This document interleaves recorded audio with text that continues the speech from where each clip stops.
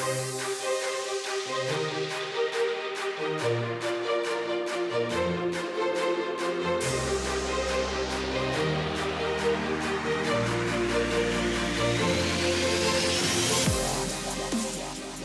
to Gumball Love. I'm Melissa Ledger, professional relationship coach, creator of Gumball Love and the Back to You Academy.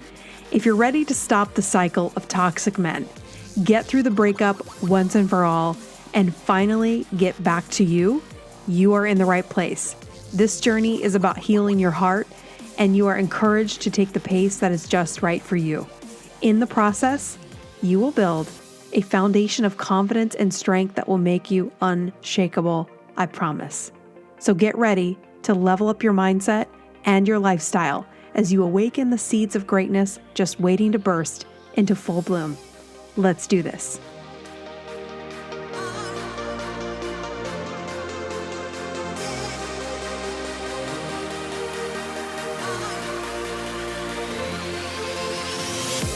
Welcome back to another episode of Gumball Love. I'm your host, Melissa Ledger, and today I have Soni Pelty on the line with me. She was introduced to me by Kara Alwaleba from the Champagne Diet. Welcome, Soni. Thank you, Melissa, for having me. Yes, I'm so excited to have you. I can see why Kara introduced us because we have the same passion in helping women. You are also a relationship coach. So why don't you tell everybody just a little bit about you and how you started your brand new relationship coaching, should we say practice? But how did you begin this journey, or what inspired you to become a relationship coach?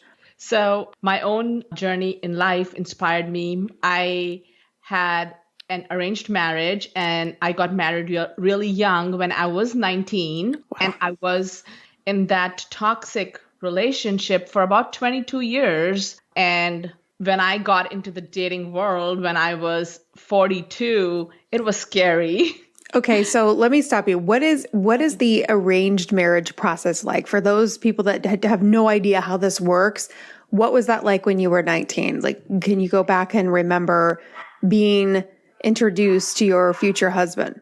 Oh, absolutely. So in India, the tradition is to find spouses through arranged marriage. And even now, with everything being so modernized and the Western culture infiltrating there, it's still very common. And so when my parents decided that it was time for me to get married, basically my dad was very conservative. Mm-hmm. And when I was growing up, I actually grew up in Dubai. My family had moved to Dubai when I was 10 years old, and higher education was not there in Dubai then. So basically after high school, people would just have to travel to other places. And my dad wasn't too comfortable with that. And he decided to start looking for matches for me. And actually, the way it really happened for me was that my mom and my ex-husband's mom grew up in India in the same neighborhood. And my ex's mom was my aunt's best friend. So when I was visiting my aunt during summer break, my ex-mother-in-law saw me and approached my parents for marriage prospect. And that's how I met and got married to my ex-husband when I was 19.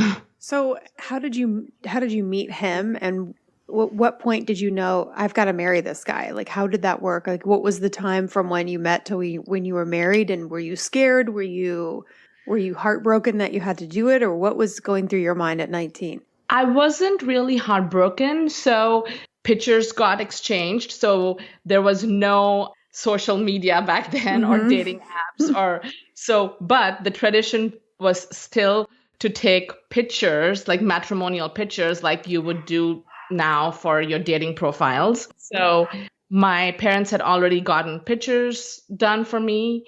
And so we exchanged pictures. And the first time I got to see him was, I would say, about a couple of months after this whole conversation of marriage started. So what did you think of the pictures? I thought he was pretty okay looking. Okay. And I was open to seeing him. So let me just give you a little bit of a backstory. Okay. So because Dubai was up and coming then. It was on the verge of explosive growth, but not yet gotten there. So, and all my friends had moved to either UK or London or some other part of the world to go to college. And life in Dubai had just gotten so dull and boring for me because I didn't have my friends. So I was looking for an opportunity to actually go away. And since my parents knew their family, and a lot of arranged marriages are done on faith and knowing the family. Oh, we have known them for several years. We grew up together. They are really great family. And when him and I had a conversation, it seemed like we had similar interests. So I was okay with saying yes. So it was not like a pressure that I have no choice and I have to marry him. That wasn't the case. So that's how I got introduced to my ex-husband through family. Okay, so when you met him though, can you describe the first time you met? Like that initial reaction? Did you have chemistry? Did you feel like so you had some choice in the matter. So you felt chemistry? Did you feel connection? Did you feel like, hey, okay, this could be great? I felt connection. Like I said, we did have things in common. So I was excited about that. And I guess it was a combination of me having to get away from this place that I didn't like to live in, and me liking him and wanting to move to USA. Okay, that makes sense. So then how long between when you met till you got married? Like how long is that process? So it was 6 months, but we had already said yes to each other. So there was like this small religious ceremony and we had already said yes, but the time from when we saw each other and said yes for marriage to the day we got married was 6 months. Okay. How about when you saw each other to saying yes? How long was that? You're going to laugh. It was 10 days. 10 days. Okay. So now, how do you grow up with so much Western influence, with the happily ever after, the romance, all of that, and then also growing up with your own customs and beliefs and the family pressure? How does that weigh out to where you say this is the way it's supposed to be? Or was there that looking over at the love stories of all the movies and all that influence that had to have been in your mind? Absolutely. It was on my mind. And yet what's modeled to us in real world is not what we see in movies. Mm-hmm. So my mom had an arranged marriage. Everybody in my family, at least the people who grew up in the East, in India or Dubai or the Eastern world, pretty much got married or had arranged marriages. Mm-hmm. So that's what was modeled as growing up, that this is what it's going to be. Okay.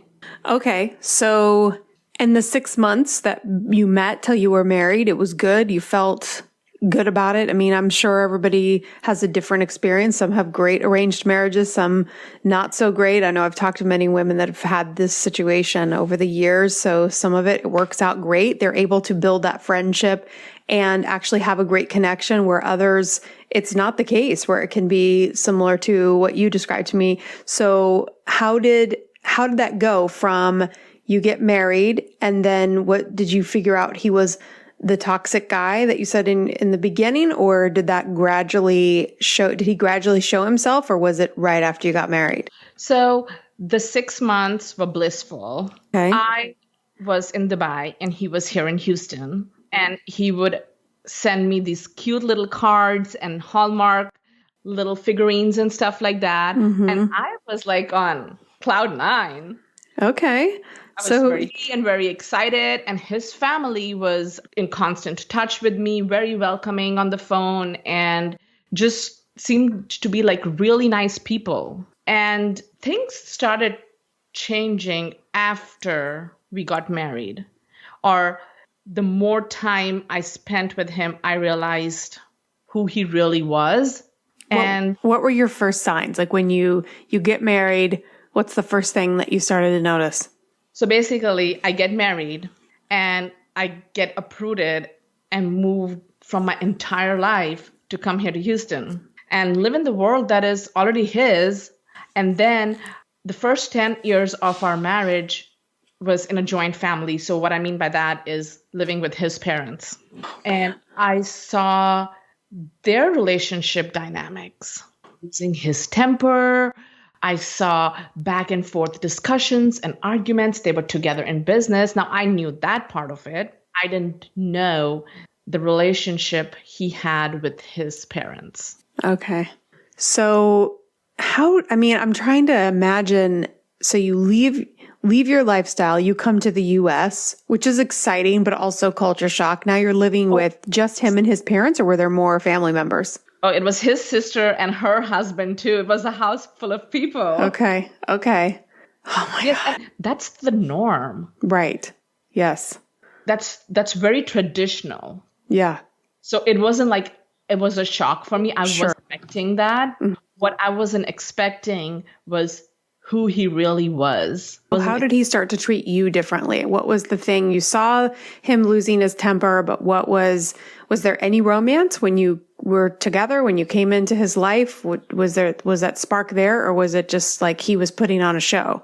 No, there was a spark there. There was romance, but there was a lot of interference from his family.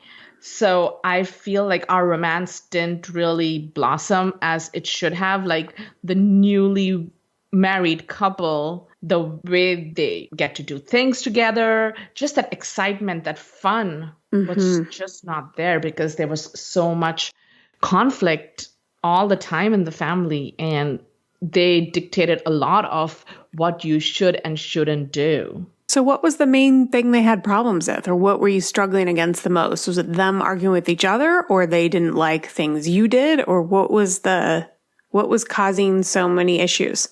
Well, very controlling of what their son did and what I did, and just being in business together. Him and his dad had different views. Traditional Indian fathers are very authoritative, or can be very authoritative, and it was just his dad not giving him the independence and the freedom to be an adult and do what he wanted to do or value his opinions. So that gives us a great perspective on the beginning. So how do you feel like over time, 22 years is a long time. So if you can give us sort of the 30,000 foot view of what happened, because we can imagine this 19-year-old girl coming to the US, getting absorbed into this new family, understanding all their dynamics, seeing the relationship between him and his family, he and his father. So how did that play out for you as time went on? How did you survive? Did you end up moving out, or what was kind of how did things progress? We did move out after 10 years of living together. But what I found out soon after, I would say like just a couple of months after we got married, and Melissa, it really shocked me. It was like the carpet was pulled under my feet. One night, I just woke up in the middle of the night and he wasn't in bed. And I went looking for him, and I saw him, he was watching TV, but what was he watching? It was like he was addicted to porn is what I found out. Okay. He was watching porn and basically saw my man ogling at naked women on TV. I was 19. I was from a very conservative family. I had never seen anybody in my family do that. I'm not saying that they didn't do it. Maybe I just hadn't seen of it or heard anything like that. So right there, I just stood there frozen, and I was scared and nervous. And, I didn't even know what to say because I was just like shocked. So what did you do? And I just felt so much rage and anger. I yelled at him, and I'm like, what are you doing? And obviously, when somebody gets caught, they're all like, just words. He just at loss of words because he was just caught red-handed. Sure. The whole entire time, it's like the thoughts that were going on in my head. And I was only 19. I'm not enough. It's like, why does he need these women when he has me? It's the common conclusion we all come to with porn. And we don't think it's getting high versus there's no connection there. So for anybody who hasn't heard my porn rant, there's no connection with a woman there, right? The real connection. But Absolutely. we see what they're looking at and we think that that's what they want to look at. But there's really just a high and a rush of, pornography allows us to see things we wouldn't normally see. So that's the high and the rush and then all the sex and everything. But it has nothing to do with it has nothing to do with the woman they're with. It has everything to do with him getting high. And really, when you think about a high, it's a numbing effect. So as you were describing his dynamic with his father, not feeling good enough for his father. I mean, I would guess that that's the theme of, it's so funny. Regardless of our culture or our background, we are always trying to be good enough for our parents. And yes. that, and when you have such a close nuclear family living together in business together, and then the stress of money, and then, you're on top of each other. And then that judgment, that's a numbing. That was his drug of choice because, I think for a man to feel good enough for his wife, he has to feel a sense of success in his own life, his own financial status. He felt like he wasn't enough for you because he wasn't enough for his dad. So there he was numbing in the middle of the night. But in your 19-year-old eyes, you feel like, oh, she must have what I don't. Yes. And yes. I didn't have the insight I have today. To me, it was like, I just don't matter. So that happened 2 months in, you said? That's about 2 to 3 months, couple of months into our marriage. Mm-hmm. And I did give him benefit of we talked about it. He promised it's not going to happen again, but it just kept getting worse. Like after that was when I found like he had the subscription of Playboy and Penthouse magazines. And I found like mounds and mounds of porn video cassettes. So he would order these and they just wouldn't stop. And we argued about it. And, for a few weeks, things would be fine. But then it just kept going and going and going. And, what was his argument to keep the magazines? I just like it. It's just pleasurable. I'm not doing anything with them. I'm not committing a crime. It was just so heart-wrenching. And, it's like every time this magazine would show up in the mail with that black plastic wrapping, I would be like, I wanted to just scream. It's like, I felt like shredding it. I never did it though, but that was the urge. Yeah. Well, and also, there isn't a true connection with that person, but it is allowing strangers in the bedroom. I used to say this, I haven't said this a lot about pornography, but if we knew the people personally that were in the magazines or on the videos, how would that change how we looked at it?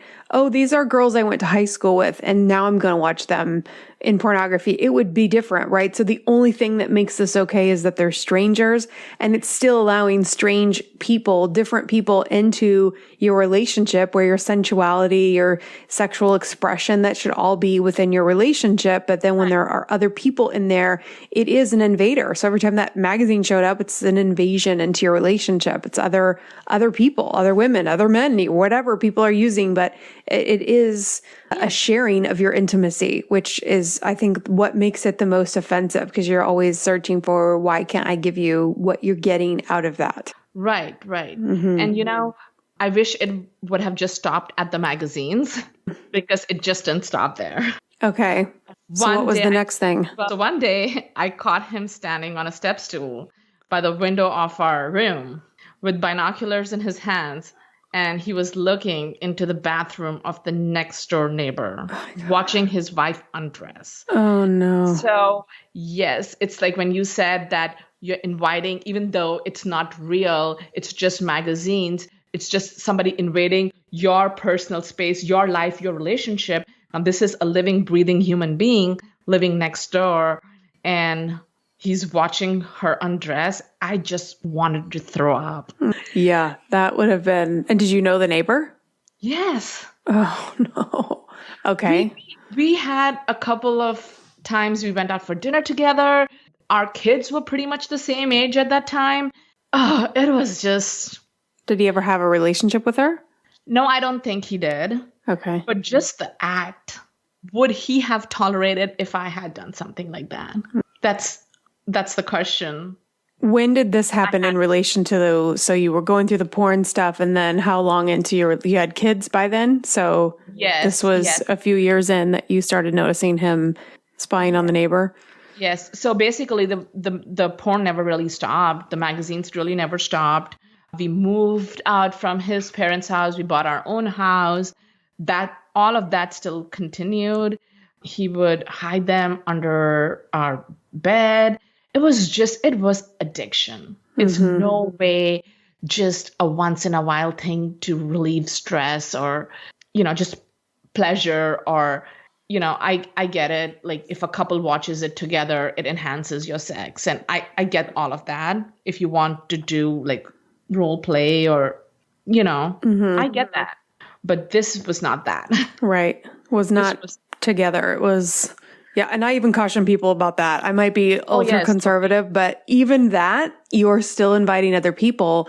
And if we're watching, look, let's take all the judgment out of any of it. No matter what our religious beliefs, our personal beliefs are, whatever, if we involve pornography into our relationship, it is a stimulant. So if you just think of it as if you had to take a pill before you engaged in sex, if it was a stimulant, just like Viagra, then the guys become dependent on Viagra instead of solving the real issue of why they can't maintain an erection. And so if the stimulant is pornography, then we're adding that in. So why do we need the extra stimulant? I think that's what people need to look at. Regardless of what you're looking at, why is that necessary as the stimulant? If we just remove the word pornography and we just call it a stimulant, why is that necessary? And there's always a root cause of it. And that's what people don't want to. Everybody wants to be so, oh yeah, everyone watches porn. No, everybody doesn't watch porn. And the people that are watching it for a reason. And so no judgment on the reason, but why is the stimulant there? What is that stimulant providing? If you get really honest with that, I think you come to a much different answer that's less sexy. And, it could be modeled for them when they were kids. There could be multiple reasons, right? Why they do what they do. Like you said, not feeling enough, not feeling like financially successful or living up to his dad's standards, whatever could be the reason. In my eyes, it's just not okay. Yeah. Not taking it to the extent of what he did. And like I said, again, he promised me, but I caught him doing it again and again.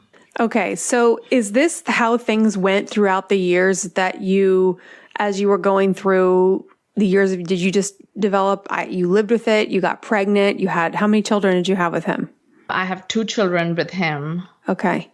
Yes. So did you just over time just shove it under the rug, so to speak, or just suck it up and deal with it? Did you just accept it as this is the way life is for me? Or how did you do that? Just managing children? Was it just something you had to forget? Or how did you go through all the years with all of that going on? So, like I said, he would promise and he would make up for it and we would have a couple of good weeks and it would be again. It was not just that, right? So what was the side effect of this on me was I started numbing myself. I would look towards shopping for joy, for pleasure, for that satisfaction. So even if I didn't need stuff, I just became a compulsive shopper. Okay.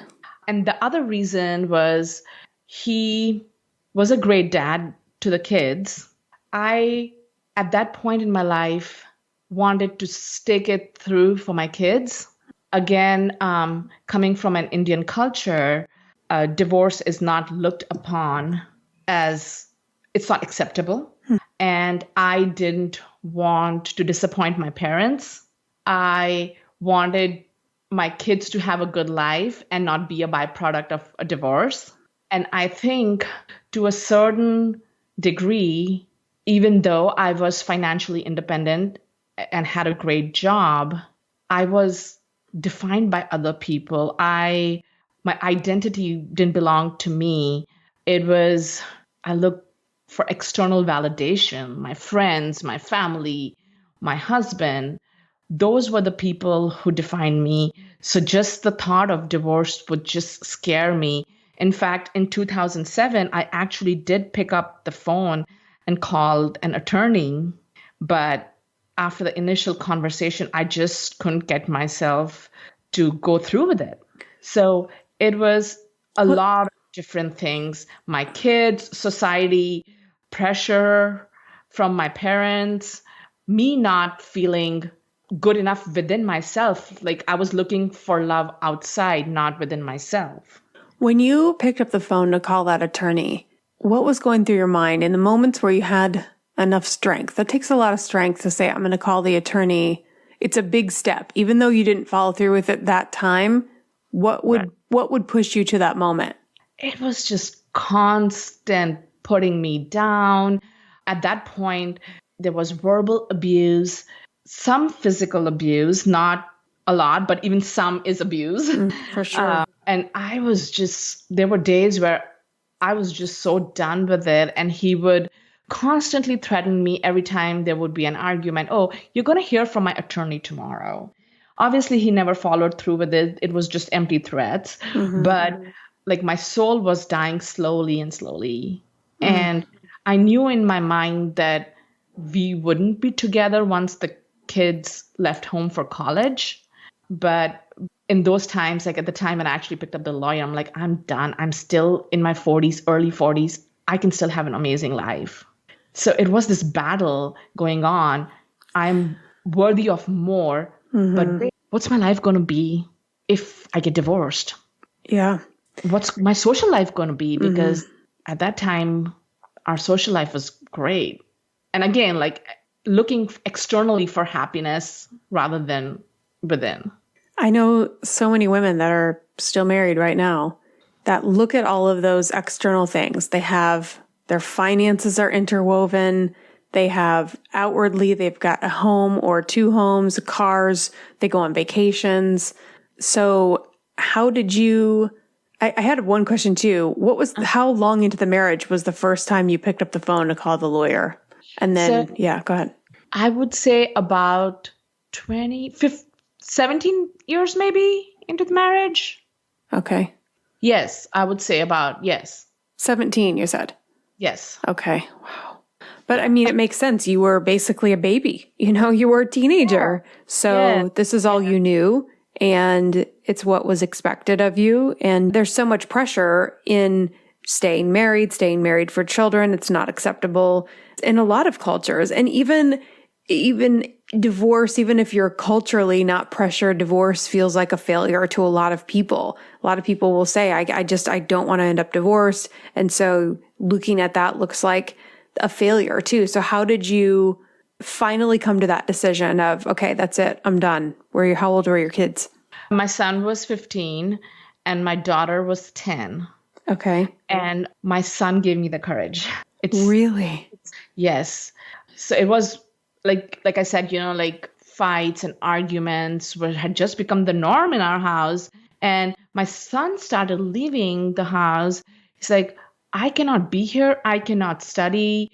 I don't know when you guys will start fighting. So I'm just going to go to the library and just study there. So he just started escaping. And one day got into a heated argument.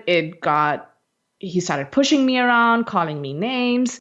And I didn't realize, but my son was watching, just standing outside our living room, and he was just watching all of this.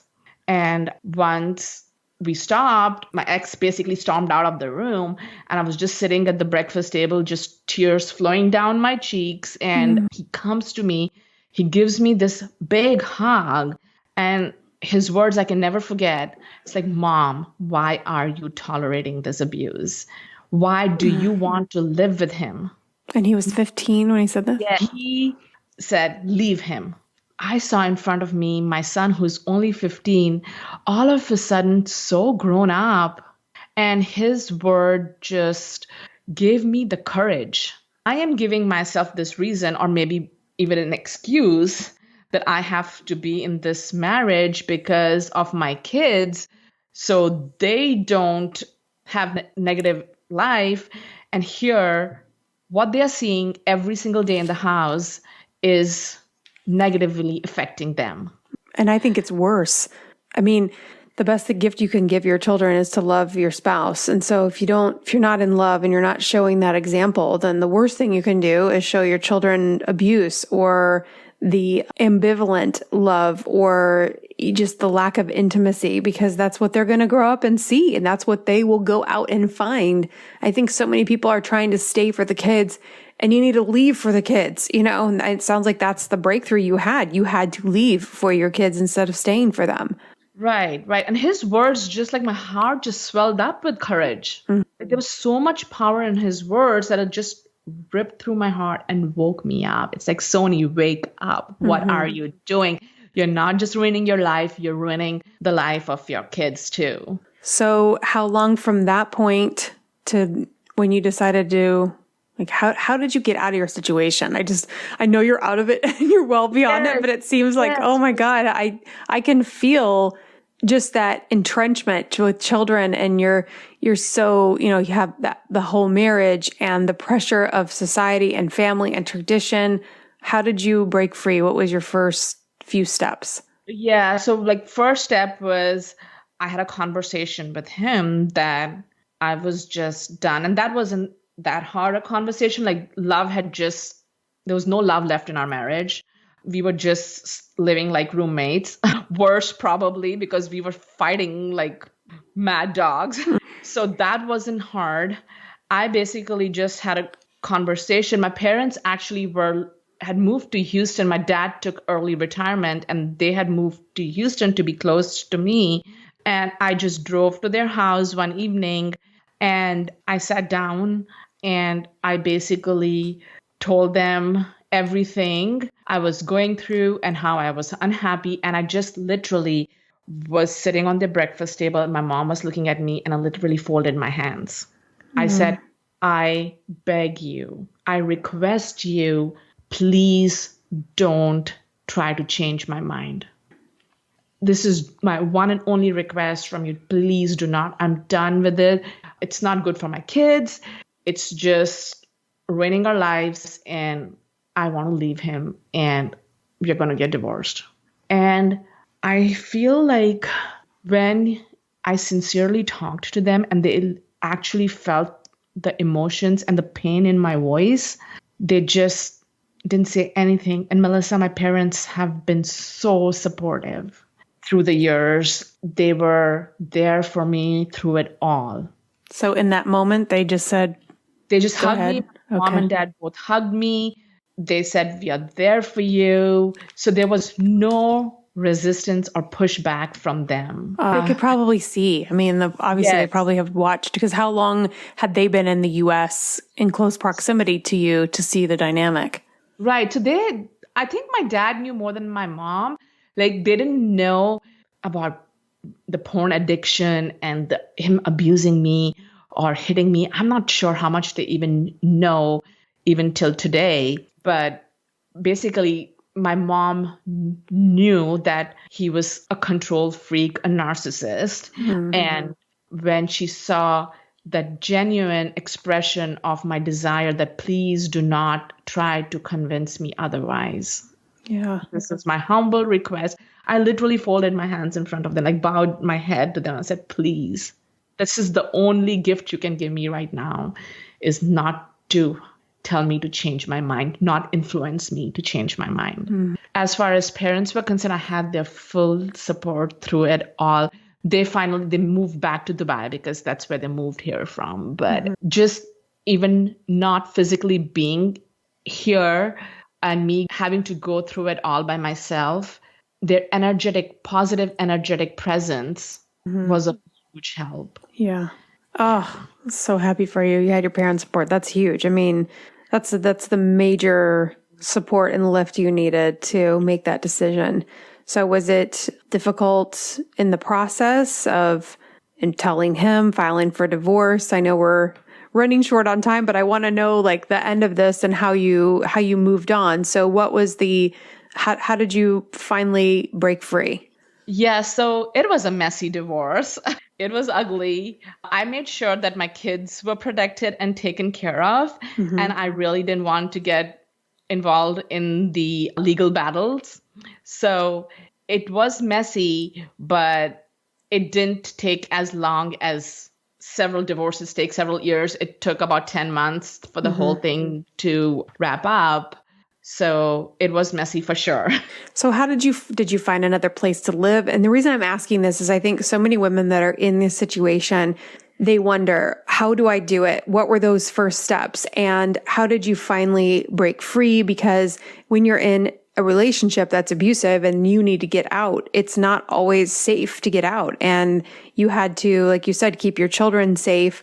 But I guess you could say, how did you do it? Or how would you tell other women that may be in this situation? Because I know that a lot of women are in this situation and it's very difficult for you and I to coach them because sometimes that dynamic is extremely dangerous. And I will tell my clients when I'm coaching them one-on-one and we walk through the dynamic that sometimes they have to do this secretly. Sometimes they cannot divulge any information. They have to almost, slowly move all of their things out or, do things extremely quickly. It just depends on the situation. So how did you break free? Like, how did you get out of the house? How did you make that decision? So he was finally out of your life and he didn't have any control over your decisions. Right. So I actually had him move out and I had no family here in Houston. And the very little family I have is in other parts of the United States, and they're like cousins. And at that time, they didn't even know anything. And I didn't want to really talk to anybody at that point of time or share my story or talk about my life to anyone. So I actually have had him move out of the house since he had family here and he can go look for another place. He actually, ironically, ended up moving back with his parents. Okay. Not surprising. So I had enough time to find another place for me. And we ended up actually selling that house. Okay. But there was a whole other legal battle that was involved with the sale of the house also. And I ended up losing a ton of money. But I did have him move out. I know certain situations are not like mine is, and there is danger to life, and women have to do it hiding, like you said. One thing I know is when we realize that we are worthy of more, and I know during that time it's hard because you're going through abuse and you're going through both physical and verbal, and it's hard during that time to feel that you're worthy. But when I decided that I am going to leave this marriage and I had the strength of my kids and his words kept ringing in my ears, I knew I would make it through all of this. And I know life after this was not really a bed of roses, but that was another journey that I went on. Okay. So fast forward to you got through your divorce, you got into your new home and you found a new relationship, right? Yes, I got married this year in February, right? This whole pandemic hit us. Yes. So how did you meet your new husband? I actually met him online. I met him on a dating app on Bumble. So dating apps work. They really do. They do. They absolutely do. People always tell me, oh, online dating, it sucks and it's just daunting and I hate it. And I get it. There are crazy people everywhere, even in real life. It's how we navigate through online dating is the key. So I know everyone's dying to know those tips because navigating through online dating is crazy. I met my significant other online and then we reconnected years later, which is a whole nother story. But I remember finally just giving up on it because I felt energetically, I felt like I I wasn't connecting to it anymore. I believe it was because I had already met the person I was supposed to be with. So it wasn't calling me anymore. It wasn't any fun anymore. But I do feel like when you're excited about it, and maybe not everyone's excited about it, but when you feel like that person is still out there, when you feel like, I think there's just this feeling, if you pay attention to your intuition, whether you know online dating is the right way for you or if this is the right time. So how did you navigate that aspect of it? Because I know from talking to you before, you really committed to this process. So I think you should tell everyone your story on what you did with online dating. Yes, I was very committed. I knew deep in my heart that I was meant for a deep, loving relationship. And I knew I wanted to get married again. Now, right after I got divorced, it was not that way. Like, I didn't want to get married. I just wanted to date. But as time passed, just like, I would just say I probably waited for a couple of months, maybe 6 to 8 months before I created an online account and started dating. But after several broken, like dating relationships, heartbroken several times, I knew I had to do something differently because I knew I wanted to get married again. By that point, I knew I wanted to find my soulmate. I didn't want to be single all my life. But I knew I was doing something wrong because all I would get from men were, "You are a great woman. I'm just not ready for this right now," or "I'm not feeling it for you." I would get that a lot. So at that point, when I was just tired of just trial and error, trying to figure it out on my own, I just decided that there has to be a way. And that's when I found a coach for myself, a relationship coach. And she was literally my beacon of light. And I realized I didn't have to do it all by myself, that there is somebody out there to support me and teach me the dynamics of romantic relationships, because that was certainly not modeled for me. Like, my parents are still married, but it's like a love and hate relationship. And I feel like my mom has gone through a whole lot of her stuff in the marriage and stuck with it. So that's all that was modeled for me. And I feel like a whole new world opened up for me when I learned about the dynamics of romantic relationships. I reconnected with my self-worth. I knew I was worthy of love, and I didn't have to do anything. I didn't have to please the man. I didn't have to bend over backwards. Just who I am is enough, because I was a big time people pleaser. Amen to that. I can relate. So what was the length of that process? Because I think this is key, that people listening might just kind of gloss over, that you found the coach, but then you realized your worth. Were you dating when you were doing this, or did you just work with the coach when you weren't dating? No, it was also, I got divorced in 2014, finally is when the divorce came through. And then up until 2016, I was just trying to figure it out on my own. I was doing all the things that you're not supposed to do. I was chasing, I was planning dates, I was paying on the dates. I was doing it. Yes, every mistake in the book I have made.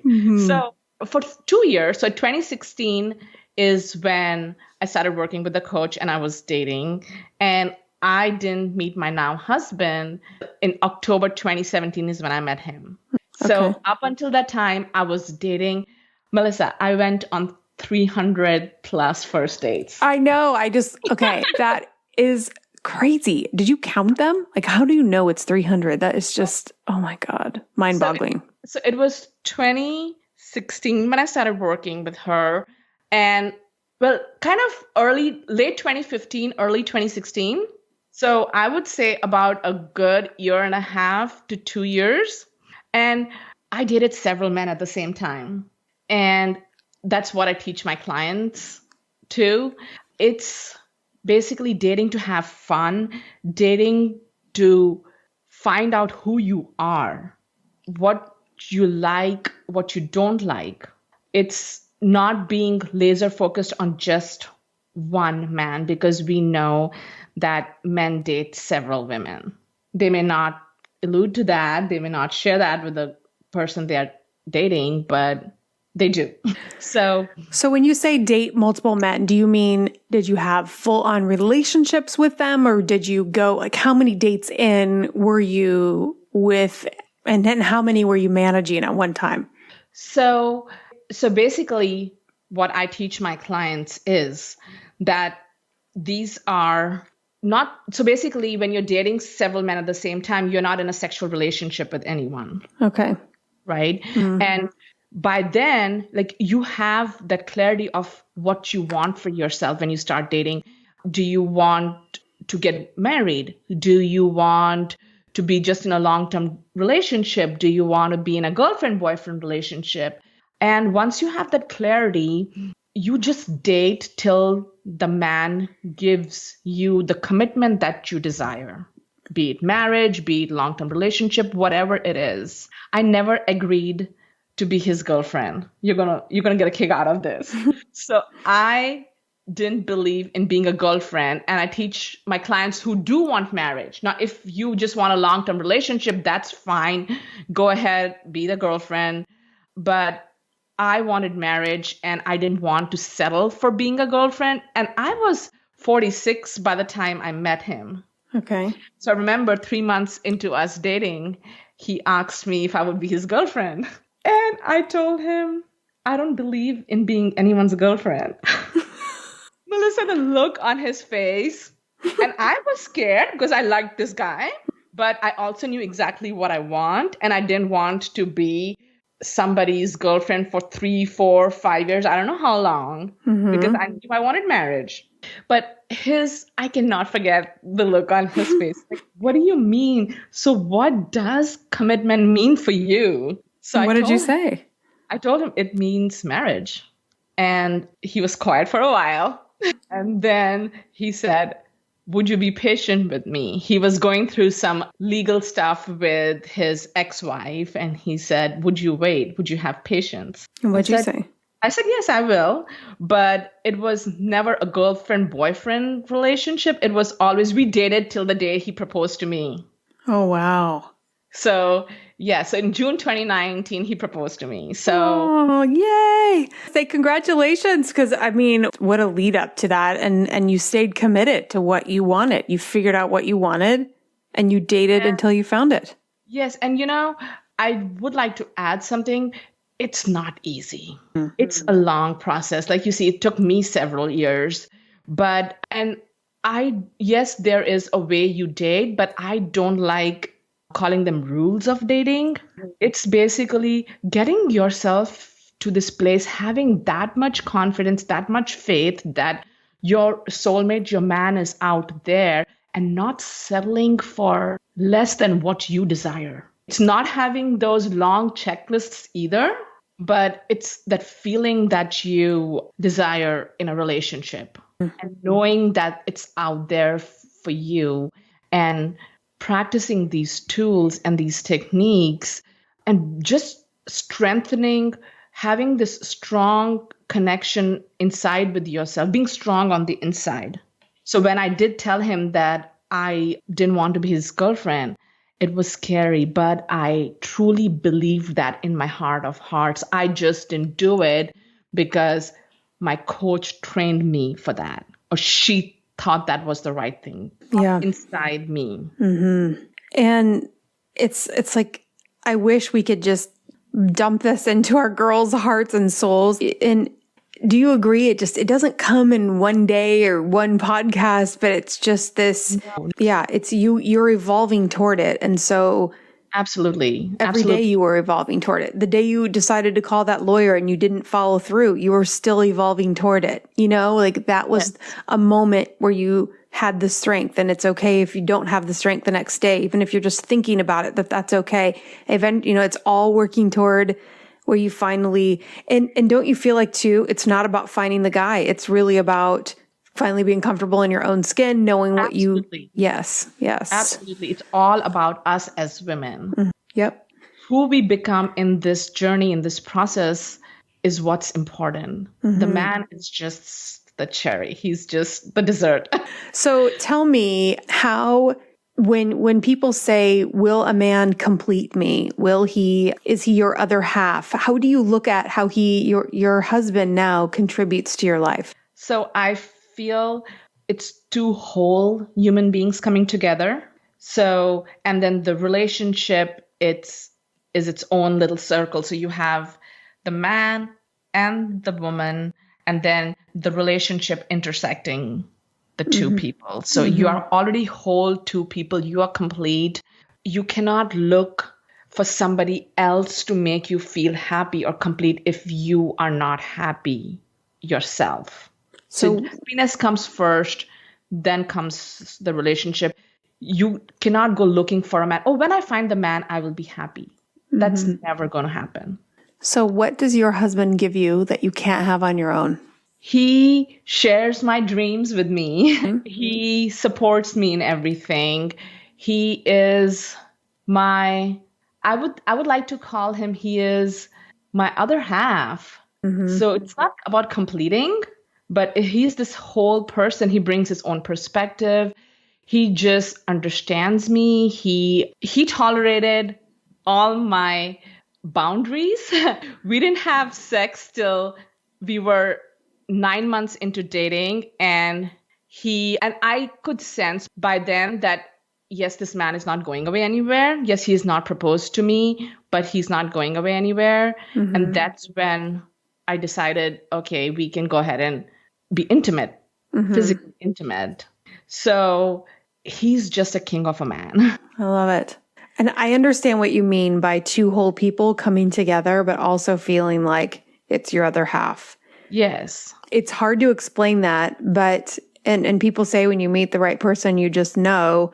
So if you had to point to differences with what you felt in other relationships compared to what is in your husband, what would you say is the difference? Because a lot of people are saying, when I actually read this question in a previous, I think last week's podcast of, what if I get so where my self-worth is so high, how will I know that this is the right person, that he's enough, that, what if I'm so independent on my own that I'm not able to recognize it? So what would you say is gives you the ability to recognize this one is different than all the rest? Because he steps up for you with every boundary that you set. He's not throwing tantrums every time you say, oh, this doesn't feel good to me. Oh, I'm not going to stay out past 10 o'clock, for example, at night. I'm not going to come to your house for the first few days. It's just that he just steps up for you every single time. And also, your independence and your success is not a threat to him. He loves you for that. Was that not foreign to get used to? Did that just not feel like, are you sure you're not threatened? Are you sure? Was that hard to adjust to? It was definitely different.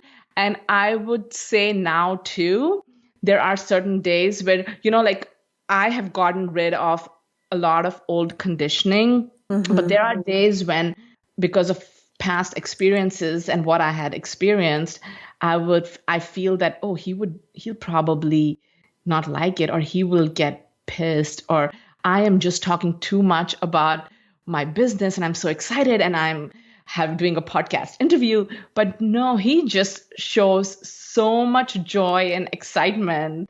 And he just looks at me in awe that he's just in awe that I can get so excited about things, and it just lights him up. Oh, I love it. That's so great. Yes. I have felt personally that the shedding of those old beliefs. I understand. You think they're going to get mad. You think they're going to get upset, and you realize this is just old conditioning coming up. And then they just continue to prove over and over and over again that it's not the case. And so that's so wonderful. Yeah. I feel like we lift each other up. When he sees me going through my personal growth journey, I feel like he's going on his journey. So I guess we are evolving and growing together, and that's really beautiful. Oh, yes. That is so beautiful. So how did you become a relationship coach? So what made you decide, Was it after you got married, or when did you decide to say, I want to help other women in the same way a coach helped me? So it was actually while I was still dating, but my life was transforming so much. And every guy I dated got better and better. And the transformation that I saw in myself, I'll share a story with you really quick here. One day I was just sitting in the living room, and my daughter came down to me and said to me, and this was while I was working with the coach. She said to me, Mom, you are such a different person. And we had this picture frame with me and my son and my daughter. And she said, the mom that's in this picture is not the same as who's sitting in front of me. Wow. And I went, and right now too, when I'm saying that to you, I have chills.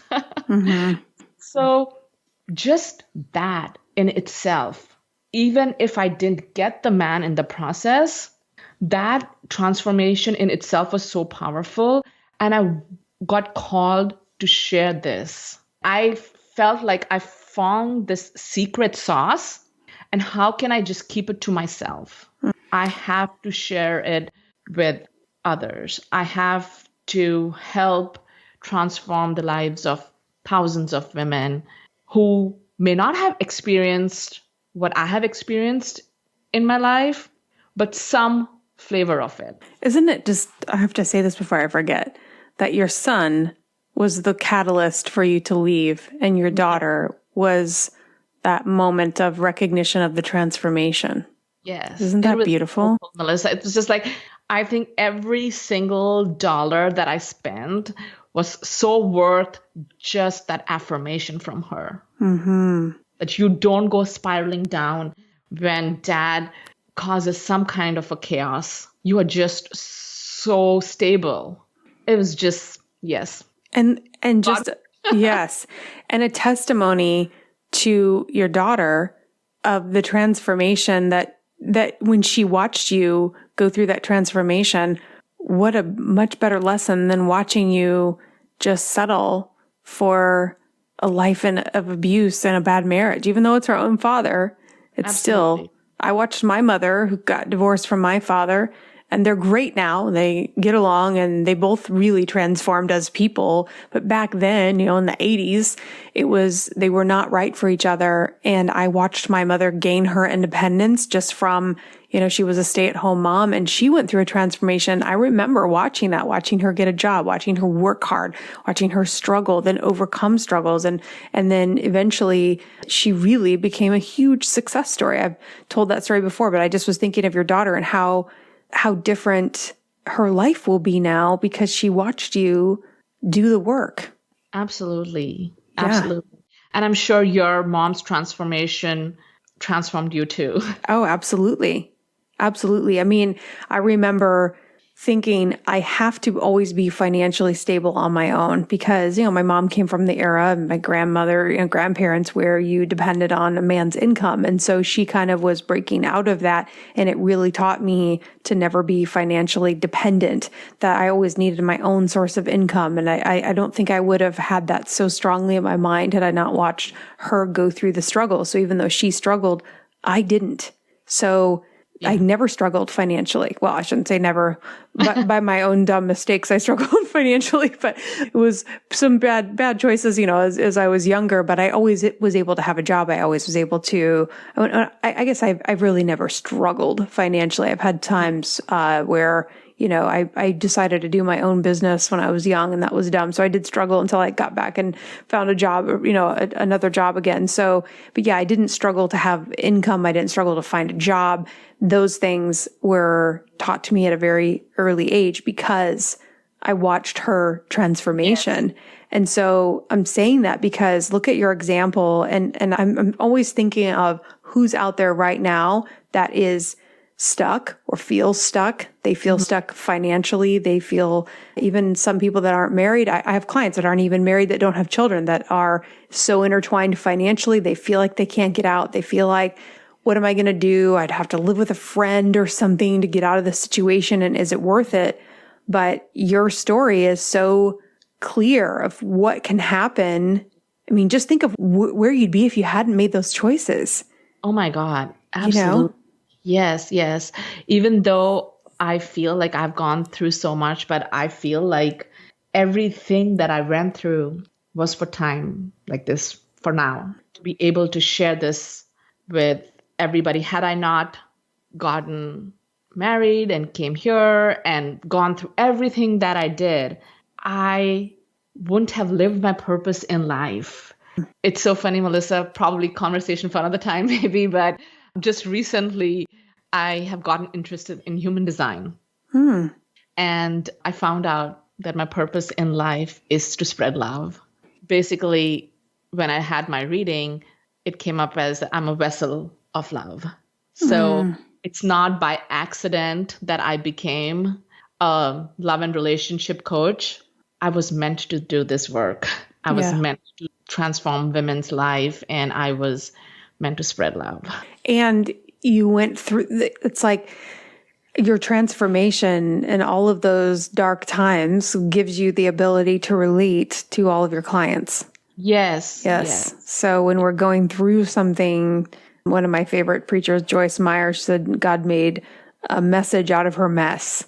And so if things are messy, you just never know where the message is. You never know why you're going through what you're going through. You never know who's watching you and how you'll come out on the other side. And I remember thinking, I want to be a relationship coach. And I was single for a long time doing this and thinking, okay, when am I going to meet this guy? I don't understand why I feel this calling, yet I can't seem to produce the success. And then I had the realization, oh, I had to learn the lesson that the success, quote unquote, I'm air quoting, the success was not finding the man. The success was becoming whole myself and knowing that I was enough all on my own and that I didn't have to search for that validation. I think so many people listening and, so many of the women I've coached, my own journey, I always was worried I wasn't enough growing up, and then there's other things. If you grow up around a critical family, you become critical of yourself. You just feel like you're never going to be enough for someone. You're working for love, right? You're working for conditional love. So it's sort of, we get that mindset that love is based on conditions. But that's because we're probably loving ourselves conditionally. So I really believe it's a transformation of loving ourselves regardless of the conditions. Yeah, we feel like we have to perform to be loved. We have to achieve something to be loved. Yeah. Man, and that is tough. But my significant other, regardless if I can feel when I'm performing and then I can feel when I'm not, and he reacts exactly the same either way. It doesn't matter what I'm doing, but I will feel it and then I will dial myself down because just those old habits are there. And I don't even tell him that I'm doing it because it's just me going, okay, you're getting that. I always feel like I'm paddling like a duck under the water. Like, okay, I'm trying. And I was like, you don't have to, you can let that go. So every once in a while. So just even years in, these old habits are difficult. And if you get around people that are the gumball people, as I say in life, then you can start, where they do want you to perform. That's why we have to limit how much we're around those types of people too, because that can stimulate our reaction or our old patterns. And so, that was a huge thing, is getting all these other people out of my life. Did you go through that too, where you had a recognition of friends that were around you or other people that may have been unhealthy or not fitting as you grew? Did you lose a lot of friendships or grow out of a lot of friendships? Yes, a ton. And I don't think I have shared this story before with anyone, but when Larry and I, my husband now, Larry, when he hadn't yet proposed to me, but this one really close friend of mine, she started to get this feeling that things are getting serious and he's really serious about this, because I remember the Christmas before he proposed to me, he got me this cute little wooden plaque and it said Soni, and there was this big heart and Larry. And then the date we first met, our first date, and I sent her a picture. And I'm so thrilled. And I'm like, materialistic things I can go out and buy for myself. But I am a sucker for something like this. This is very sentimental. This is really emotional. And I didn't hear from her. And a couple of weeks out. We met for drinks. And basically, she was, and I'm not saying that what she said was wrong or right, but we live our lives full of judgment. And basically, what she said, are you sure he's the man? He doesn't even talk to us that much. And what I'm trying to get to this message is if I had listened to my friend, if I would have listened to the opinions that she had about Larry, I would have missed out on a great man. It's the old me, whose identity was defined by her friends, who wanted to do everything to fit in and be part of the cool girls club. If I was still that woman and I hadn't evolved and I didn't rely on my own gut and instinct that this man is right for me, because he's not the gumball man, as you call it. You know how when you find a man who has a secure attachment style, that can feel boring to other people and to you too. But I had done all this work that I knew he's the man for me. He may not be that man the bad boys that I was attracted to, but he is my forever man. He's my soulmate. Love me forever. So had I listened to her, I wouldn't have been married to him. Are you still friends with her? Well, things have changed a lot because that was a lot of judgment. And also, I am growing every single day, personally, spiritually, professionally. And I feel that she's not there on that path. So we are still friends. It's like, how they say, how my several of my teachers have taught me, release everybody with love them from far. They cannot be a part of your journey though. And she's not part of my journey. I love that. Release them with love them from afar, but remember they can be a part of your journey. Yeah. So don't hold any grudge against them or any resentment. That's probably modeled for them. That's how majority of us are. And I would say that before I started my journey of transformation, I was very attracted to the bad boys. So I would have I probably did let go of several good guys who came my way. But I guess the message that I'm trying to convey here is girlfriends or friends who love you, have the best intention for you. The intentions might not be right because they are not going through on their journey. So when you're dating, when you are going through a divorce or whatever major transformation is going on in your life, if that person is not on the same journey as you, they will not understand you. So having a sisterhood, a community of women who are on the same journey as you is huge. And I've been blessed that when I started working with my coach, I connected with several women who were on the same journey as me and who could understand me.